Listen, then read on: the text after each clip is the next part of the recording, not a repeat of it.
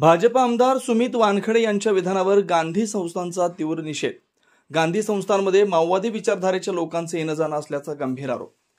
वर्धा जिल्ह्यातील प्रमुख गांधीवादी संस्थांनी भारतीय जनता पक्षाचे आर्वीचे आमदार सुमित वानखेडे यांच्या विधानाचा तीव्र निषेध केला।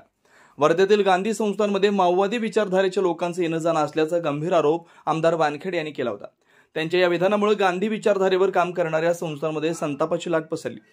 या पार्श्वभूमीवर गांधी विचारांच्या कार्यकर्त्यांनी महाराष्ट्राचे मुख्यमंत्री देवेंद्र फडणवीस यांना 16 जुलै 2025 रोजी एक खुलं पत्र पाठवून आपली भूमिका स्पष्ट केली, अशी माहिती पत्रकार परिषदेत सर्वसेवा संघाचे अध्यक्ष चंदन पाल यांनी दिली।